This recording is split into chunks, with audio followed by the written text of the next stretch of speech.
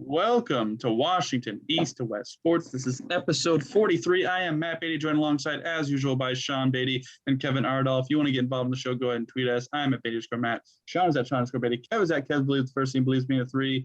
Subscribe to us on YouTube. Follow our page on the Eli Network. Leave us a comment. Tell us what you think of all the topics that we talk about. Let's start with some gloating for Kevin. Kevin, you predicted the Madden cover athletes. They repeated for the first time, and give me all your money. You predicted it right. I mean, go ahead. The stage is yours. Feel free to gloat. Yeah, just everybody $75,000 each. You're welcome. He picked Tom Brady and Patrick Mahomes. That's all that. Like it was, like I said, it wasn't the two most really marketable hard. people in the NFL. Kevin's like, done. Well, they're like goats, and I'm like, okay. I'm guessing it's people that are still playing, so it's literally Mahomes and Brady. Yeah. Otherwise, you go to Montana, and that's really about it. I mean, Peyton Hillis threw me off. I mean, I don't know what to do with that. Yeah, I still have no idea what Peyton Hillis has to do with anything that. He was on the cover. That's it. Yeah, because the NFL screwed up one time. Who cares? He was a good running back for Cleveland for 1 year. The edition of Madden that he was on, I liked. I actually owned that Madden too. I think it's really embarrassing, but it was one of the better Maddens. I don't know if that was reference. Like people voted, and that was like the best. I think I turned that game in. I don't think I have it anymore. I was looking for it just now. I think I got rid of it, but. What was that, 13? 12? It was 12. I want to say 12. Because okay. I bought the Sherman one that Matthew has as well. I'm pretty sure it's 11 or 12. Yeah. Well, it might be. See, they're always a year later. So I think he went off in 11. And then so it was the 2012 he's on the cover. I think you're right. Because I think it was the year before Russell Wilson arrived. If I remember correctly. And then he was never heard from again. Yeah. Until the commercial. No, he had didn't he have like a brief stint with the Chiefs? And then he like died in a fire or something? Dude. It was a 2012. And then he emerged from the flames. It was a 2012 cover. And yes, last played for the Chiefs, Kevin. You are correct. Wow. I was about to say, I remember him in a Chiefs uniform, but he was like their third back. And then he came in for a game, like, because both their backs went out. And then he played for like 4 downs and then he sucked. And yeah.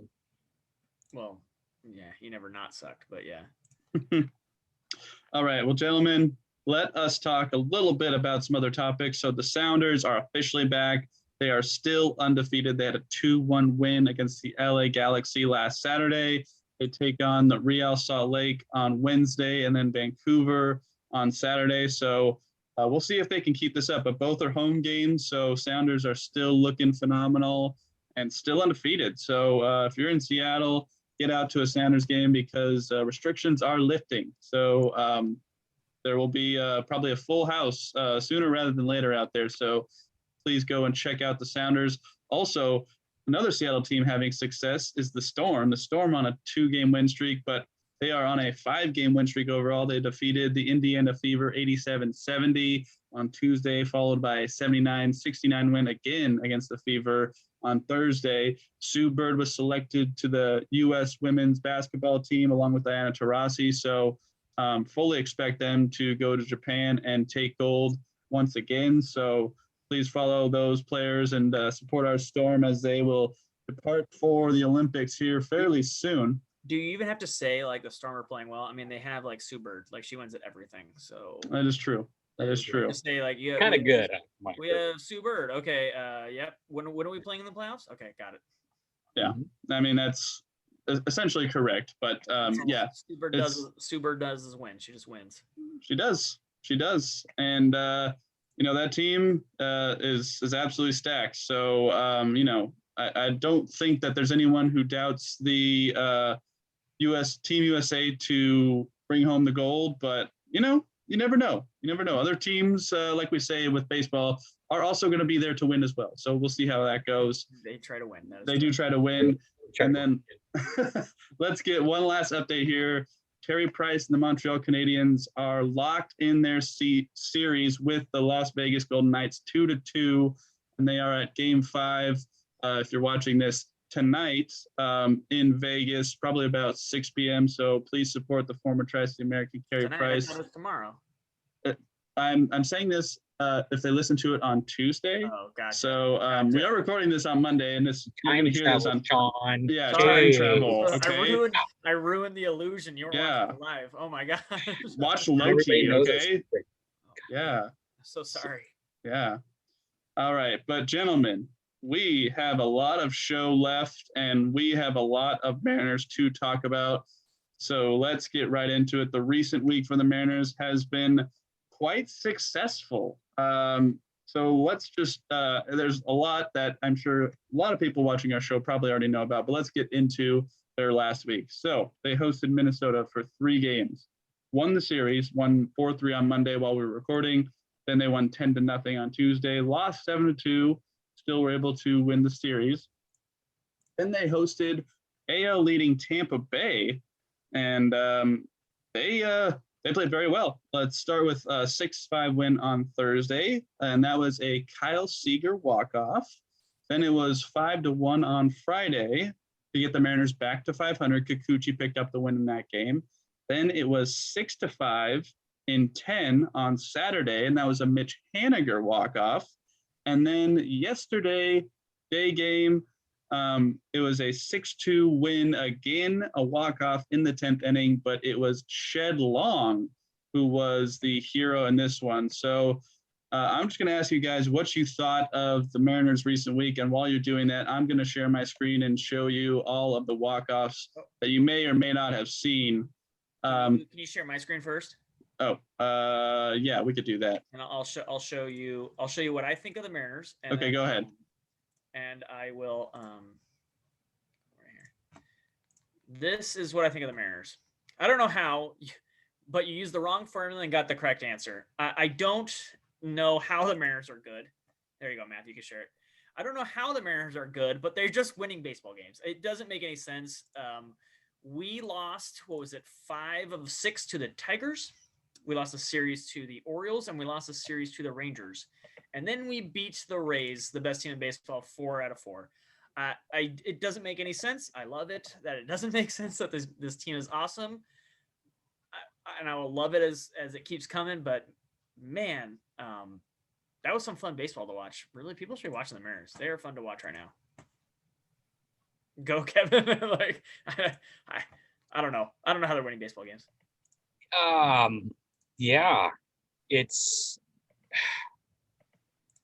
I guess we'll tack on like certain people. JP Crawford. I don't know what he did. Like, I don't know if he I talked crap about him and then he decided to. Yeah, like, did he find like? Look at JP right there. Look at him. I know, and that's what it's pumped up too. I love seeing GP excited and stuff.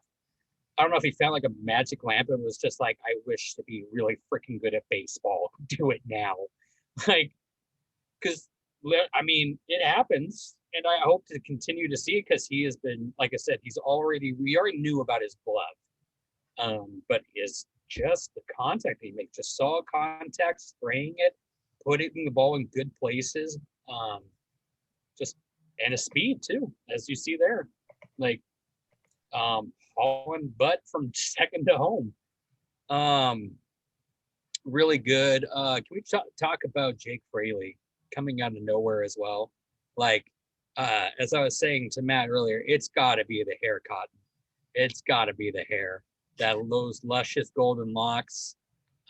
Just give that man swag. Because he made another ridiculous home run rob. I'll show that here in a little bit. And just gunned it into the infield. I was just like, okay, and his bat has been nuts. Like, at this point too, like, this is what Mariners fans don't even realize. Like, you have Jake Fraley in outfield doing crazy things for you, but your top outfield prospects are still on their way up. So it's like, don't be pissed about it, especially if we go into a slump. Like, we will, as we have Colorado coming up, we'll probably lose to Colorado because we lose to bad teams apparently. So we'll probably give up the 2 to Colorado, and then who do we play after Colorado? Do we know? After Colorado, we play Chicago and then Toronto. Chicago. No, White Sox. White Sox. Okay. Then we'll beat Chicago because Chicago's good, and then Toronto will split. Yeah, because they're like. So. That's your call. Since I called the Brady Mahomes thing, that's my call this week. That's your hot take. Yep. We're gonna lose both games to Colorado. We're gonna sweep the White Sox, and we're gonna split with Toronto. That's your Kevin hot take of the week. It's Jake Fraley just out of nowhere, crazy hot. I hope it stays because that's awesome, because that means we could hopefully trade for something good down the line, because he's not part of the plan. So they have like 70 outfielders. Like, it's a good problem to have, I guess. But yeah, I don't know what you're gonna do with them. Kikuchi, really good, solid outing. I was actually surprised with people who follow me on Twitter saw this too. When we gave up the 5-2 lead to 5-5, I seriously thought it was Montero because I wasn't watching. I was so pissed when I saw it. I was like, I literally Jake Fraley, for those who haven't seen it. Yeah, just nuts, man. Just fucking guns it back. Bigger, Matthew. Literally hits the wall and then within 2 seconds just chugs it. And just it's the hair. Look at that. Am I the only one who heard him say Fraley again with his voice crack whenever he does it? Yeah. I love when he does make me nervous going into that wall a bunch, because he's been a little Fraley, but yeah. Kind of looks like he looks like a little bit like Buhner with hair. Like face wise. Just like a smidge. But what were you saying? Anywho, so yeah, Kikuchi, another great outing. Glad to see Marco kind of get his stuff back. I was really happy with Marco's performance. Gilbert too, I thought was okay, even though he gave up 4 runs.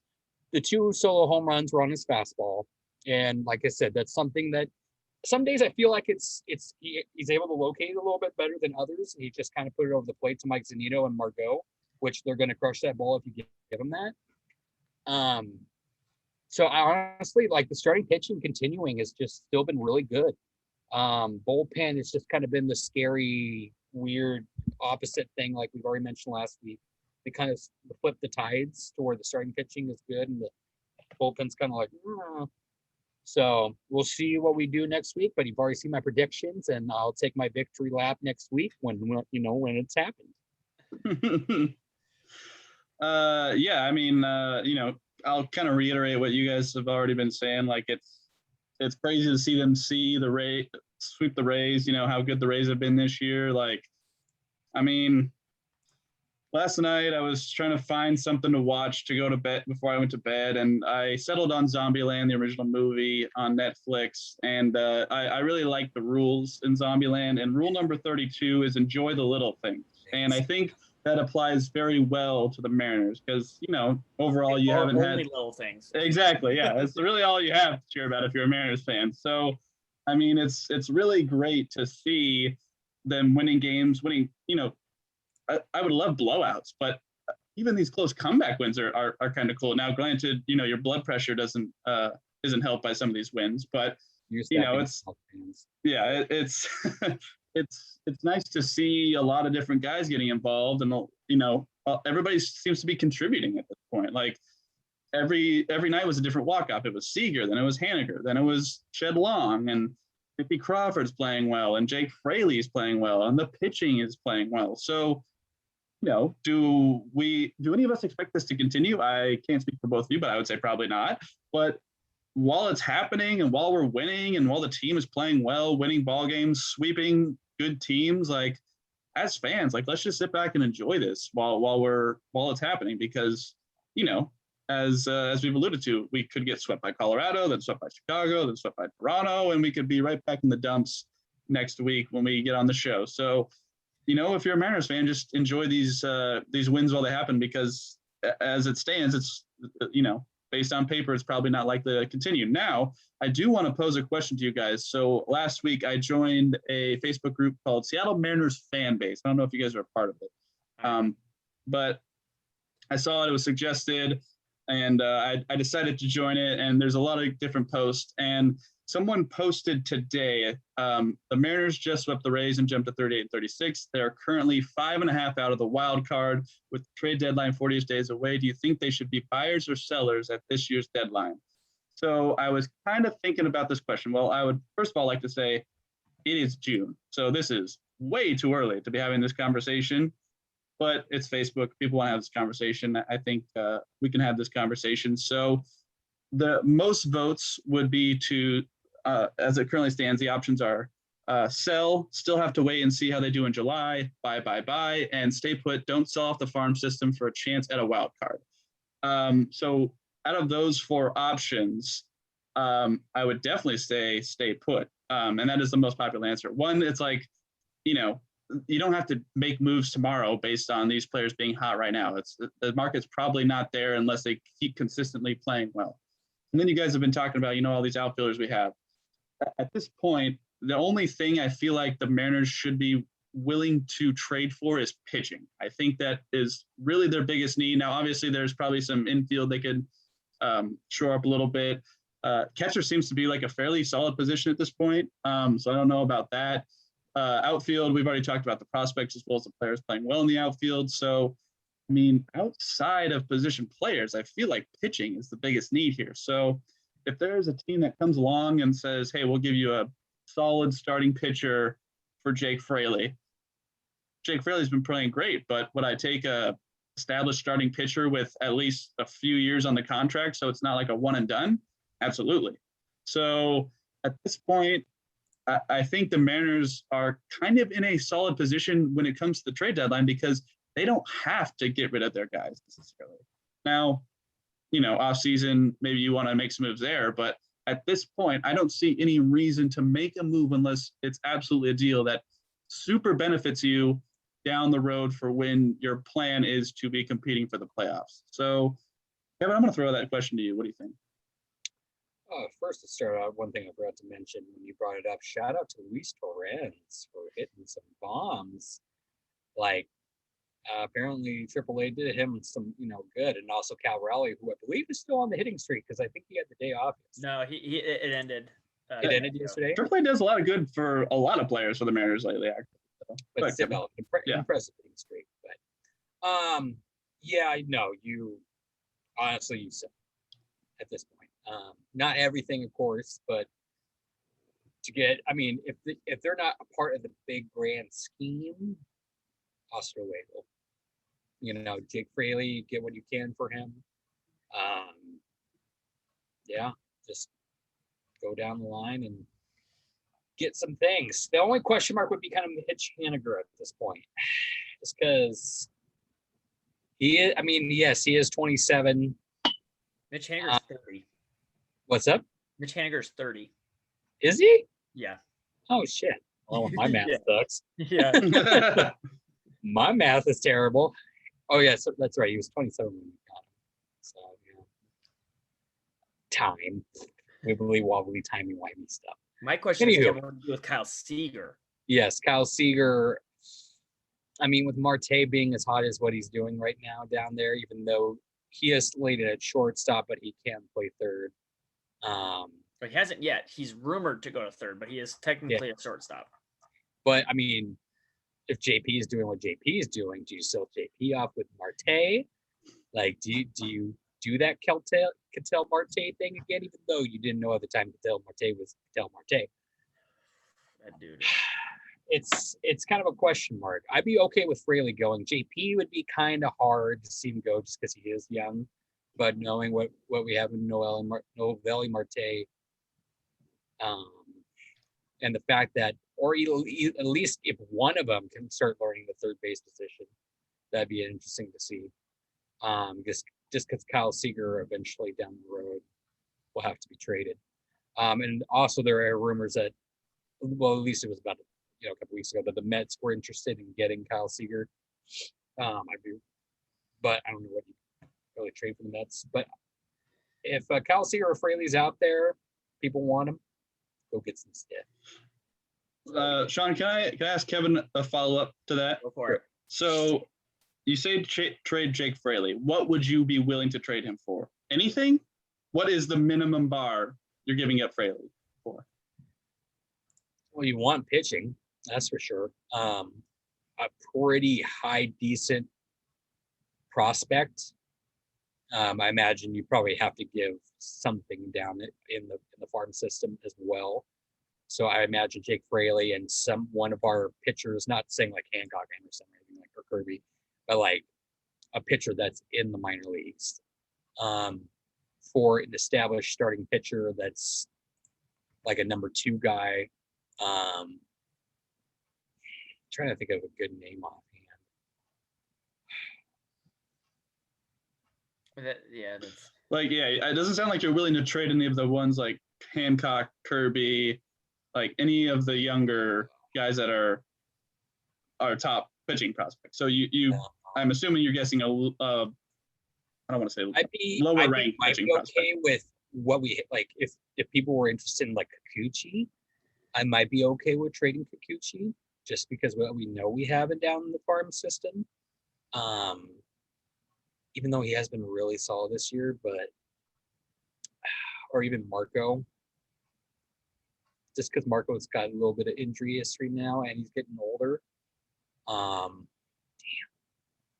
But yeah, it's as you mentioned, we would definitely want pitching. The only other really thing you have to look forward to is second base, or if there is a third baseman out there that people were somebody had some weird dumb trade of trading Mitch Haniger for Andahar from frickin' the Yankees, and I was like, hell no, don't even no, just no. Okay, Sean, go ahead. Okay, well, so I disagree with some of that. I mean, in large part, yeah, I think Kevin is, correct in that fact that we've talked about this. I don't want to hold because then that means we're complacent. And I mean, of all Mariner fans, all I've heard is like, don't get complacent, go for the win. But I don't think going for the playoffs is smart. Oakland and Astros don't ever lose baseball games. So the division's basically already gone. I don't see how both of them struggle to the point where we somehow catch both of those teams. I know it's still super early, but like, again, like they're really good. And so we have to catch not just one, and we're like 3 games back, and we still have this much time. We got to catch both, and we're like 7 games back. So I don't see how we catch both. So we'd be playing for a wild card, and we're already, like you said, a number of games out of that. So I'm not saying go for it. So that's off the table. Stay put, I don't think accomplishes anything. When you have guys that contracts are ending, like Kevin said, like Mitch Haniger's ending in a year. He's got one more year after this, but like Kyle Seager's got another year. But that's it. And like Kikuchi, like what do you do with that? You've got 2 years of flex in. Like, are we sure? So what I would say is kind of along with what Kevin said is I would like to keep either Mitch or Kyle. One of them probably needs to stay. The question is who's cheaper?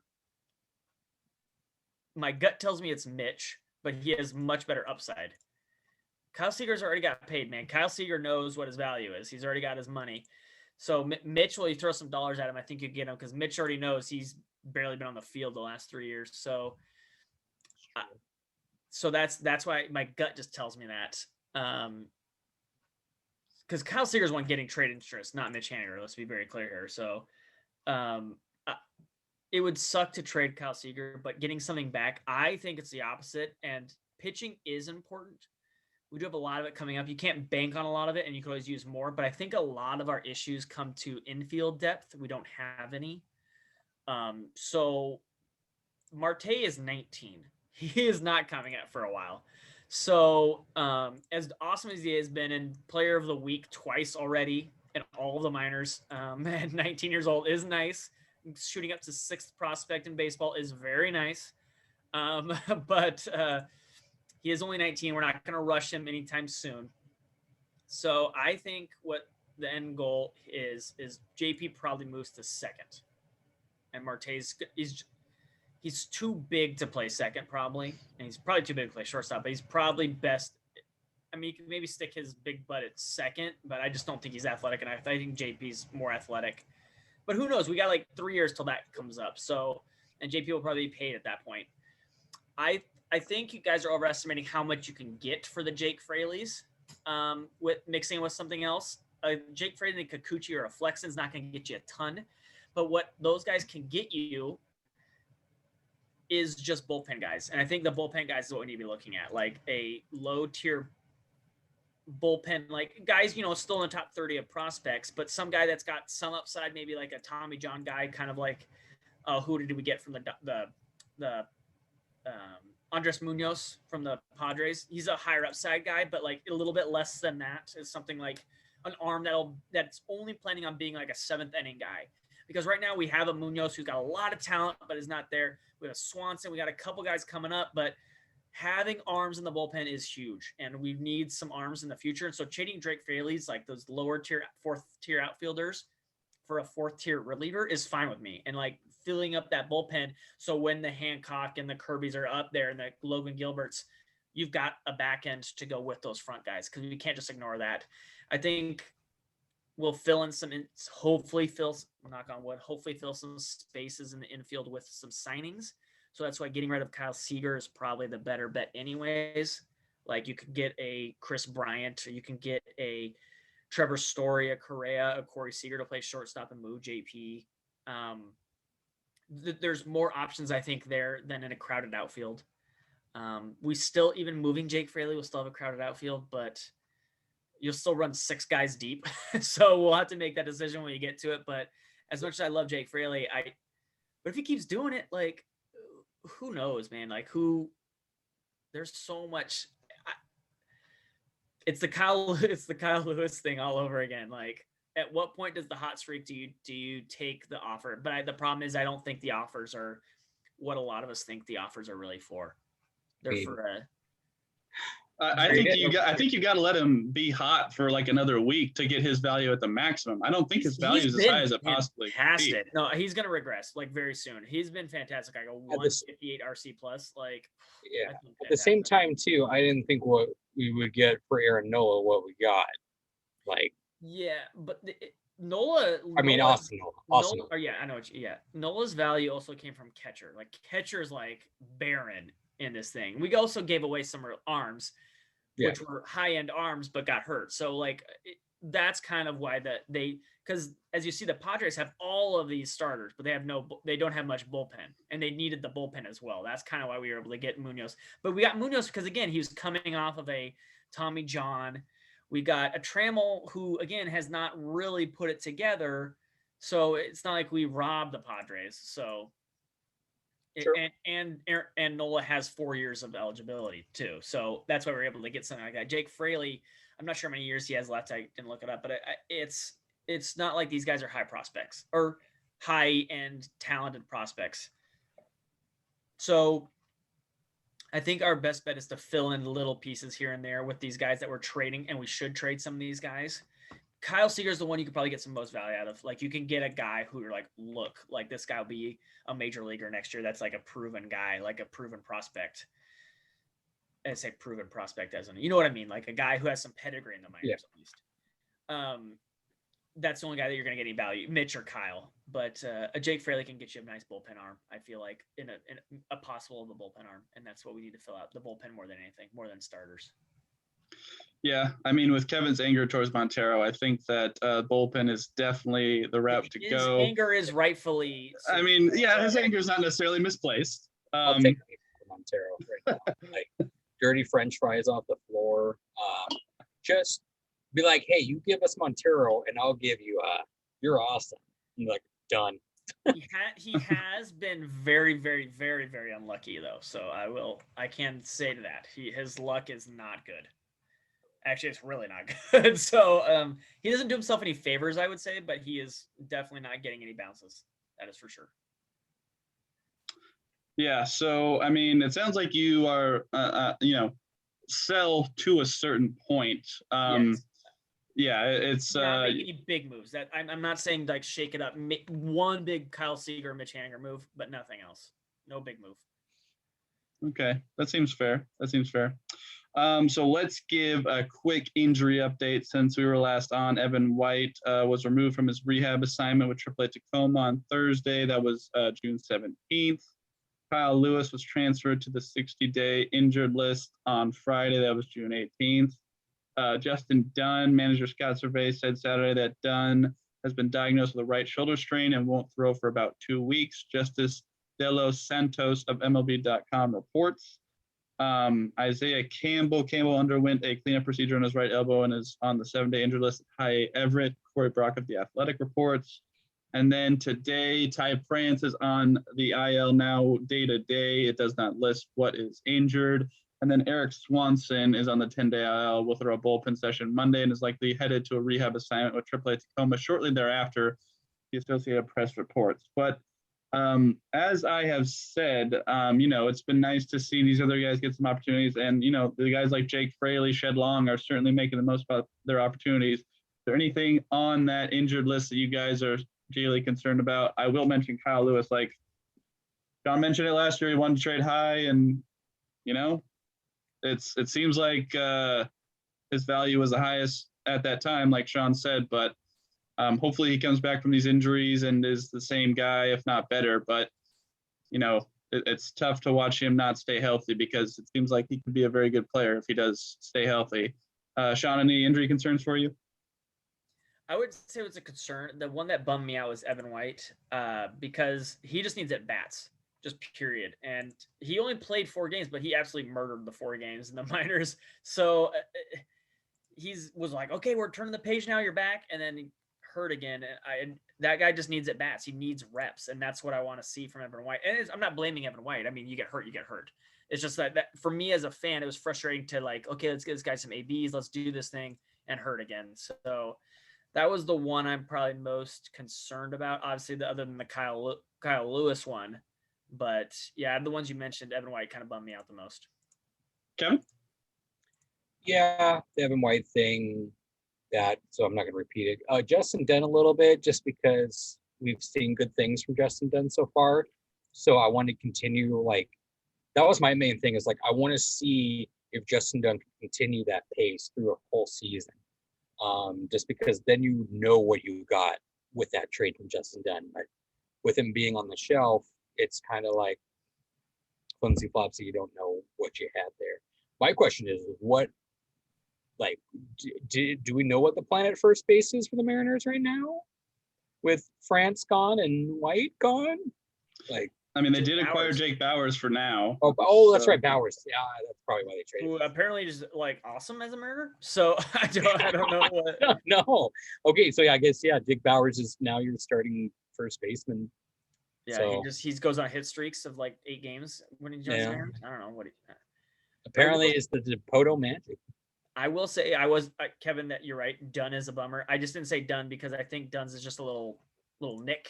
It's just a little it's a little. It's more of a hiccup.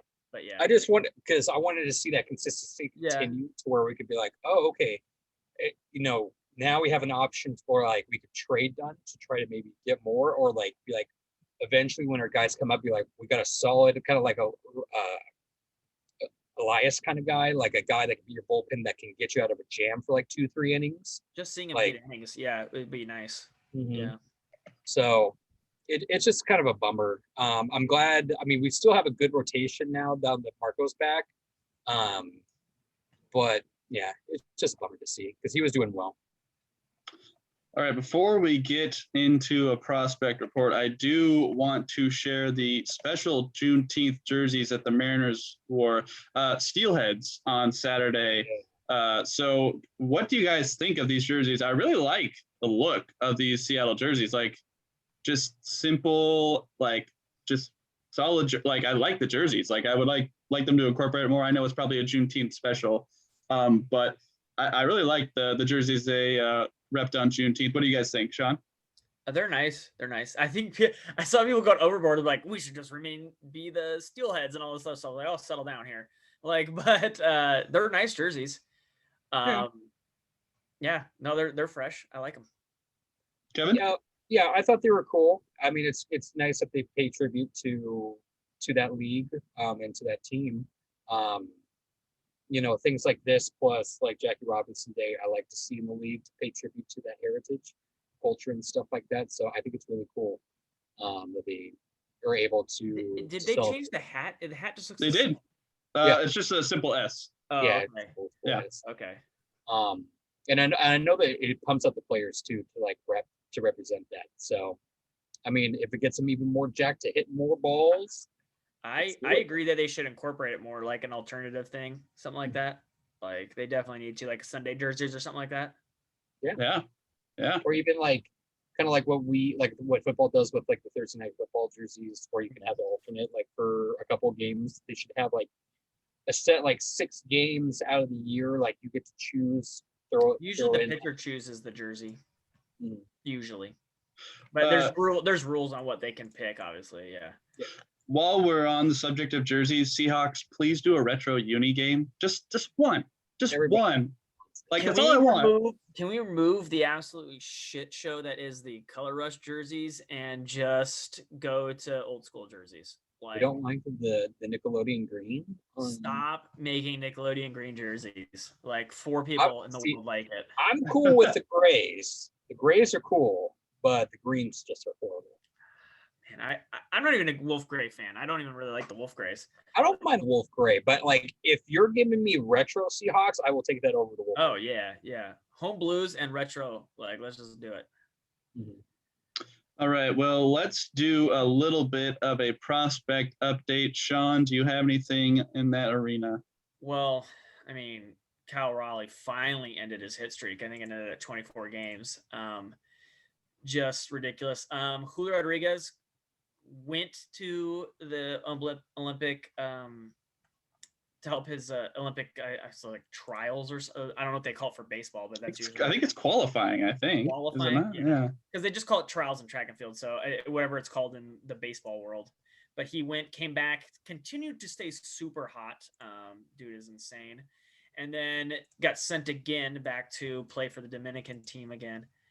So I'm glad Julio's doing his thing. He currently is the OPS leader in Hall of Everett. Like I said earlier, Marte has been named the minor league player of the week twice already this year in all of baseball, all of positions. So Marte is, like Kevin said, have been doing very nice things. He moved up to the 6th prospect overall. So that's good to see.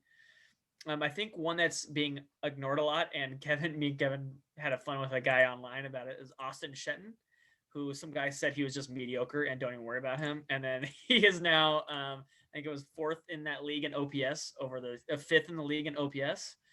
So he has 5 home runs. He also stole a base. So Austin Shetton doing something, plays third base, which is nice to have a minor league third baseman.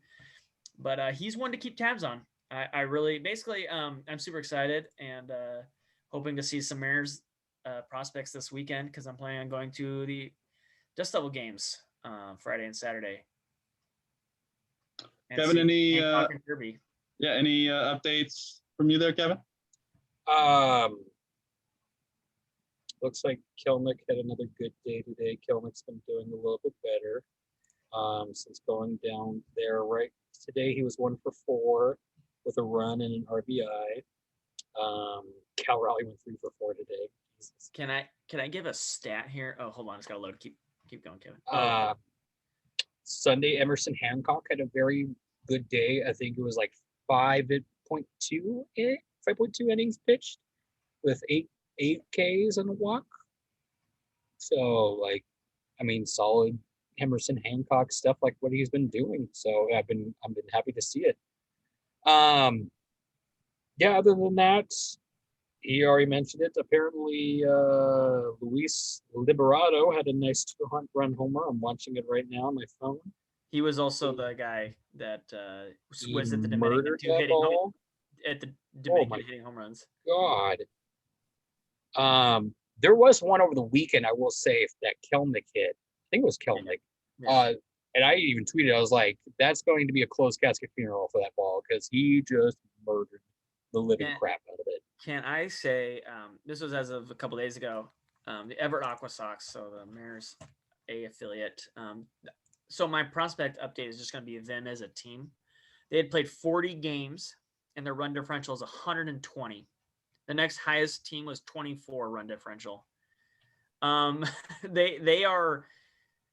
They are so much better than everybody else at that level. Every single player, basically, it's ridiculous. So before too long, people, some AA and AAA call-ups will be happening. Some sprinkled last week with some that we're already starting to get called up. Actually, from AA to AAA and single A to AA, but low A to high A, which the Aquasox are high A, but none have really moved up from there. The rumor is after Julio comes back from Olympics is going to be his AA debut. That's the rumor. There's been nothing confirmed yet, but that's kind of like what they're looking at. But yeah, some Aquasox are going to start moving up here to Arkansas very soon. And so be excited, Mariner fans. I do want to give one as well. I shared this tweet with you guys from Jeff Passon. His tweet, one of my favorite things in baseball is guys in their 30s finally getting called up for the first time, and it's happening again today.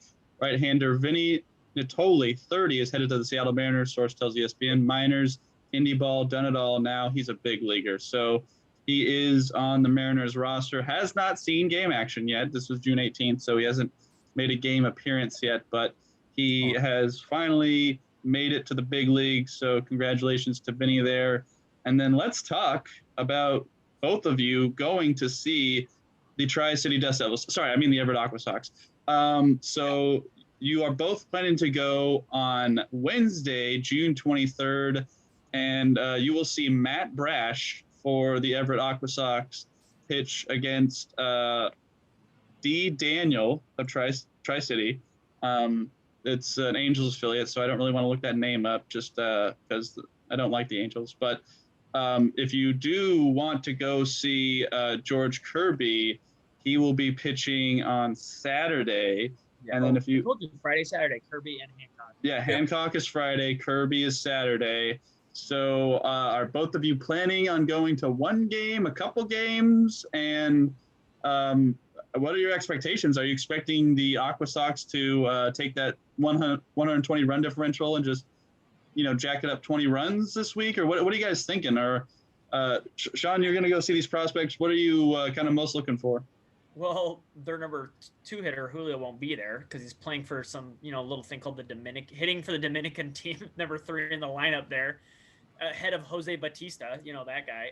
That's how much the Dominicans think of Julio Rodriguez and what his future is going to be in the majors. So, and he has not let him down yet. So, it won't be as bad as it would have been, but yeah, I expect Hancock and Kirby to do very bad things to the Dust Devils. Last time they were there, they beat them 22-4. So I mean, not in the day last time they played. So I don't see how this goes well for the Tri-Cities team. I'm so sorry, Tri-Cities team, but I am not rooting for you either. It's gonna be murder. I'm going Wednesday and then probably getting on Saturday. I can't go Friday, sadly, so I probably will miss Hancock. But that's okay. It's some sweet Kirby action. I'm down. And then seeing them, whoever the hell is pitching on Wednesday evening. It's Brash. It'd be cool to see. Oh, Brash. He has a little bit of hype too. He was came up in the Padres. So I'll give a little minor scouting report next week on that. But no, it should be fun. I don't know if they have any special nights like fireworks or like dollar hot dog night. He actually is the 10th ranked prospect in the entire Mariners system, so he is supposed to be very good. Okay, all right. He came over for Osanola. All right, and I'll remind you guys the last time the Dust Devils went to Everett, 13-3, 6-5, 15-1, 5-2, 6-2, and 20-3. Yeah. So I said 24. I'm so sorry. Very close, all games. Yeah, all those games very close. So Tri-City fans, don't go with your high hopes there because it's probably they'll probably be dashed very quickly. The Dust Devils have the Dust Devils have a negative run differential of -85, and the Aquasox have 110. So so it's probably not going to go well. Pretty close. Yeah, it's like tomato. But no, I'll be all in Mariner gear. I don't give a crap. Like I will not be rooting Dust Devils. The guy, our buddy JT, is going today or tomorrow to see Juan Then, who also has a bunch of hype for the Mariners and is a high prospect. He's the 11th ranked prospect in the Mariners organization. So cool. Like we got lots of high end prospects coming up and figure out where they stand. So we'll get a good look at all these young kids coming up. Yeah. All right, we have about 15 minutes left, so let's talk about one of the hot button issues in the Major League Baseball. So Tyler Glasnow did not pitch for the Rays. He is currently hurt, and he shared his thoughts on the MLB cracking down on sticky stuff. Now, if you're unaware of the situation, essentially MLB is cracking down on pitchers using sticky stuff to grip the baseball. And Tyler Glasnow is quite upset with Major League Baseball over this. He says he's not upset with the fact that they are doing this. It's the fact that they didn't give the pitchers enough time to adjust to the new rule. So I will go ahead and start. So thanks to my friend Jordan Nalen for getting this souvenir baseball for me when he was covering Mariners last year during the COVID season. So Jordan, shout out to you. Thank you for getting me this nice Major League Baseball. But as you can see, it's a little bit discolored, and that's probably a lot of different things. But some of the reasons why baseballs may not always be pure white is because of sticky stuff. Now, Kevin and I were talking about this pre-show, and I don't have Major League Baseball experience. I barely have middle school baseball experience. But in my other sports, spin and grip are always a major thing. Like, I'm a big golfer. Spin is a major factor in golf, on any shot. Sean and I like to play hockey. Spin on pucks and, playing angles and all that sort of stuff matters. And you have stick tape, you have gloves. You have to be able to grip the stick. You need to find a way to get grip on the stick. Basketball, you see LeBron James toss that chalk in the air before every game. He needs to have a good grip of the basketball. So, I don't know what football is. I'm actually kind of curious if they do use anything. I don't think they do. But, on those winter games in Lambeau Field, like, would I blame them for using sticky stuff? I can't say I would, because you got to grip the ball somehow. So when I hear this sort of thing, I'm mostly in the agreement with Tyler Glasnow. Like, you weren't really enforcing this beforehand. And Garrett Cole was saying a lot of things have been passed down from veteran pitchers. So this is not something new. Now, baseball cracking down on it, I guess that's a good thing for baseball. But I don't want to see pitchers get hurt. I don't want to, have this detract from the pitchers just to make hitters better. I don't think that's what this is all about. I really don't see an issue with pitchers using sticky stuff to get a grip. Now, if you want to manage what they can use, I think that's perfectly fair. But I would agree with Glasnow, like, there needs to be some rules. There needs to have it be set. And so that way, going forward, pitchers can know what they can and can't use. And I've seen some videos today of them checking their belts, their hats, their gloves. It seems a little unnecessary to me, but if you are truly cracking down, as Major League Baseball says, I suppose this is the way it has to go. But I can't say I agree with Major League Baseball on this. Like, I think needing grip on a baseball, like I can feel this right now, and it's like, there's not a whole lot of great grip. And obviously you have your seams for grip, but not all pitches utilize the grip on the baseball.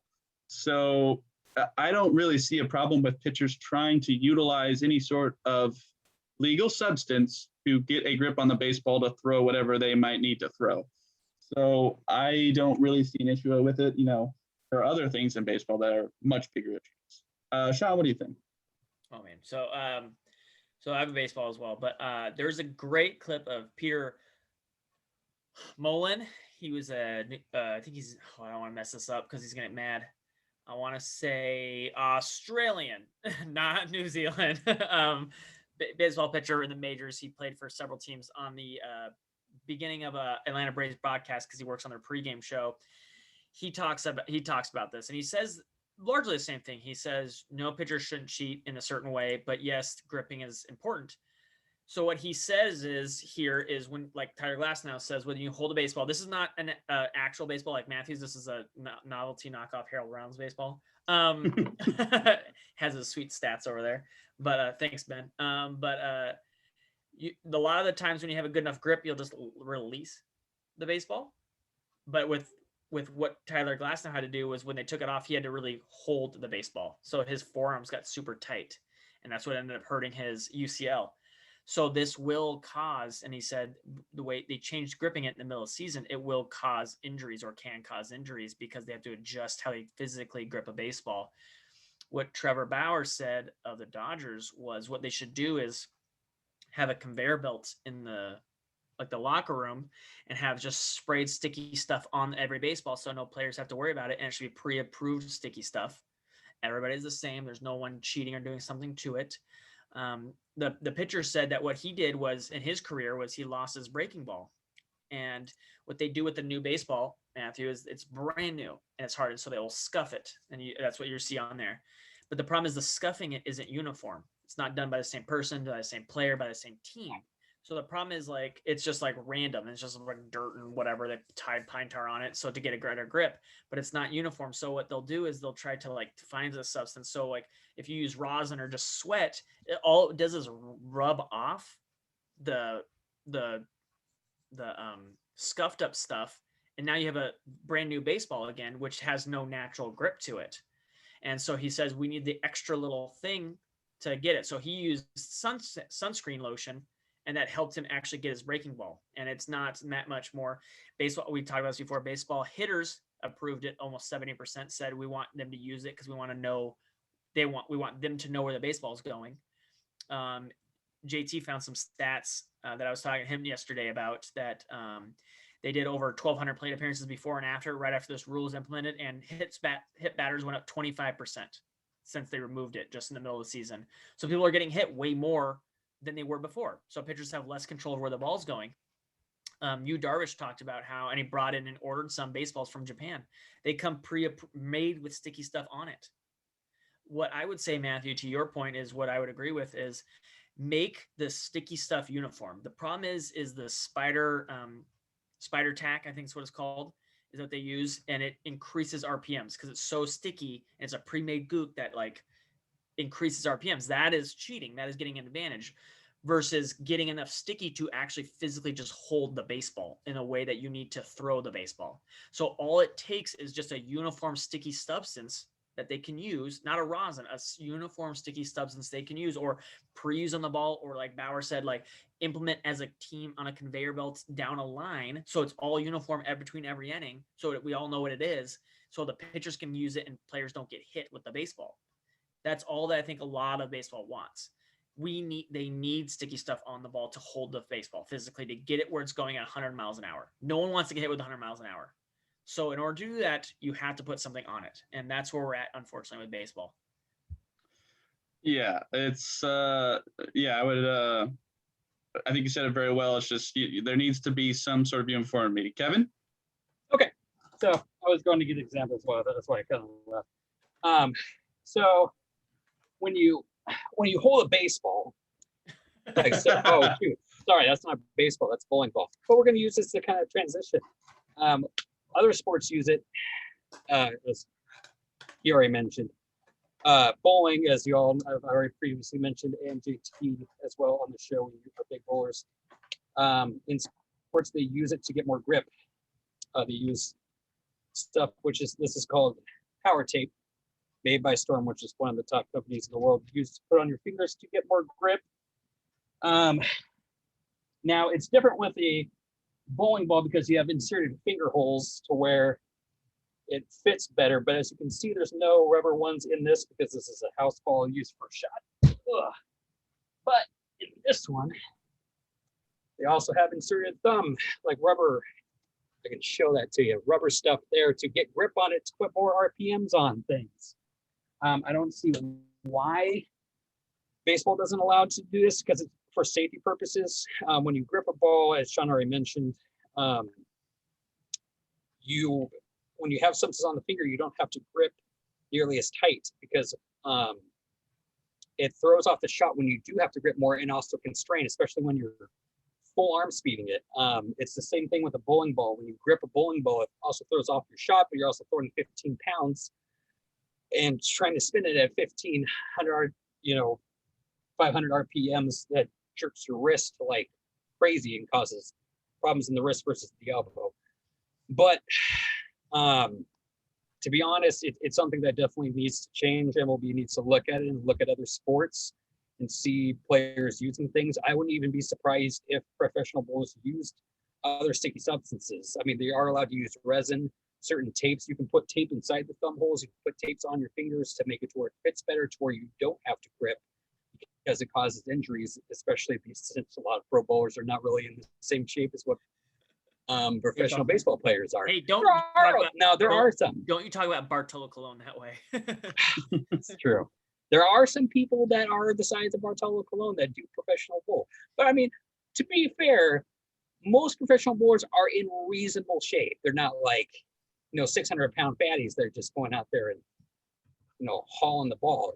But it definitely, I believe it, in the same for what Glasnow said, it's for safety purposes too. Like, we've been doing it for 50 years plus in the big leagues. Just hasn't, it's been on the hush hush, type of deal.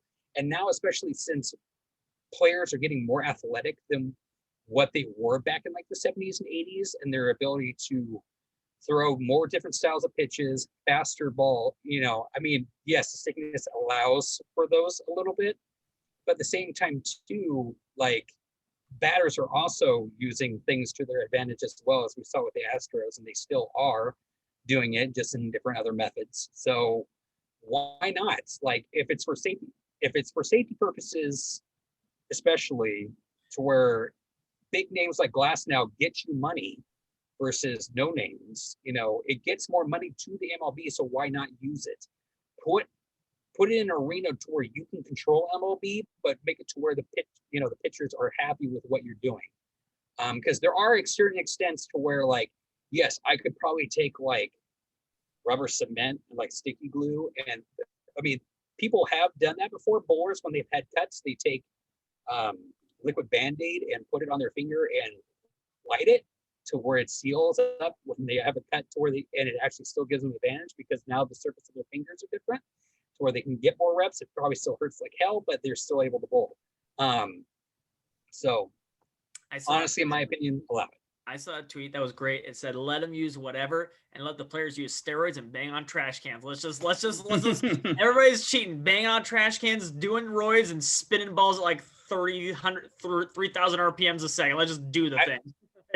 Now, in terms of batting, should you have a buzzer on your arm that allows you to know what? No, it was a joke. No batters doing roids or cheating like with cameras and stuff. No, but grip, for safety purposes, like kind of like what you guys mentioned with hockey, to be able to grip the bat to where you can swing a powerful swing. That's not really illegal, but again, like the bat's saying, like the batters are saying, I want that pitcher, like I want Jacob deGrom, who throws 102, to know where that ball's going. I don't want to get hit in the face with 102 miles an hour. Like, yes, that's beautiful. It's a safety for pitchers and hitters issue.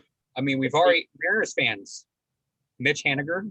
Do I need to continue? Right, France has been hit 6 times already this year. Like, I mean, he got hurt. Literally He's on the IL today because he got hit with the pitch. Like, and I was about to say, Zunino literally broke a freaking record with us. Like, he literally got hit by the most pitches as a Mariner than any other player in the years that he played here. And that was prior. That was prior to that. Like, it's only going to get worse. It's not going to, like I told you, 25% increase in 1 week after they banned this stuff. Like 95 miles an hour to the face is not good, guys. Like, and it's coming. Like, if you were banning stuff and it's coming. Did you, today was the first day that someone actually got called out for it. DeGrom got called out for it during a game. They said, "Oh, you're cheating," and he wasn't cheating. And then the Diamondbacks just gave up because it was Jacob DeGrom. So like, and I also want to play to Kevin's point. Like, you don't grip a baseball as hard as you possibly can. Like, you just want to grip it to where it's secure in your hand, and you're going to be able to throw the pitch you want to. In golf, the rule is you should be able to pull the club from the other person's hands. That's the grip pressure you should have. It should not be a death grip on the club. Same in hockey. You don't want to like just absolutely just grip the crap out of the stick, because A, that's just going to hurt your hands down the road, and B, you don't need that much to hold a stick. Just try it at home. Grab a stick and hold it, squeeze it as hard as you can for 5 minutes, and tell me how much that sucks. Like, you can't do that. You can't do that with a baseball. Throw a baseball as hard as you can, like a bowling ball. Grab it as hard as you can and throw a baseball 30 times. It's going to hurt. Like, you're not supposed to. You're not supposed to bowl. Grab a bowling ball as hard as you can and bowl it 30 times. It's going to hurt. Like, That's not how you properly do it. And now you're making pitchers like, hey, you've really got to hold that ball because Glass now you throw 98 miles an hour. And if you don't grip it real tight, you could really hurt somebody. Yeah. So I think we are all in agreement here that Major League Baseball needs to sort the situation out, but allow the sticky stuff in some sort of manner that is agreed upon. Yep. Or even like, I don't know if, because I don't know pitching enough to where if it would really affect it, but like a glove too, like that allows you to grip. Yeah, pitchers would never go for that because they need you need to feel it as someone's pitching. Yeah. You need to feel the baseball. You need to feel because the baseball is moving in your hand. Like not moving in your hand technically, but you're manipulating your wrist in the action. I mean, it's just like Kevin bowling. You're spinning it as it's coming off your hand. It's like that. Yeah, it's more. Just put the baseball away. Never mind. But when you throw the slider, you're gonna snap it at the end. Yeah, and it's gonna need to come over, and so or like a curveball as well. So you need to feel it. But yeah, like I think it just needs to be uniformity. Everyone agrees this is the sticky stuff we use just to get a grip on it, and that's how it is. Yep. All right. Well, let us know what you think of all the Mariners topics that we just covered, the walk-offs, the injury report, the prospects. Let us know if you're going to go to a Tri-City Dust Devils game. Give a shout out to Sean and Kevin while you're there. Go ahead and tweet us. I am at Beta_Matt. Sean is at Sean_Betty. Kev is at Kevs the person who believes me at 3. Subscribe to us on YouTube. Leave us a comment. Tell us what you think. Tell us what you think of who the Mariners should trade as the trade deadline approaches. And go ahead and follow our page on the Eli Network. Next week, gentlemen, we're going to want a full prospect report of what you saw at the Tri-City Dust Devils Everett Aquasox game. I'll be the guy with notes. Okay. No, I will not be. No. Going to be that guy like jotting down notes in a notebook as the game's going on. I'll be wrestling a toddler. Like that's what I'll be like the one guy that's booing when the Tri-Cities get a run. No, you will not be the one guy. You won't be the one guy. A lot of guys. There'll be a lot of guys. Yeah. All right. So with that, we will see you next week on Washington East to West Sports. I'm going to go clean my balls.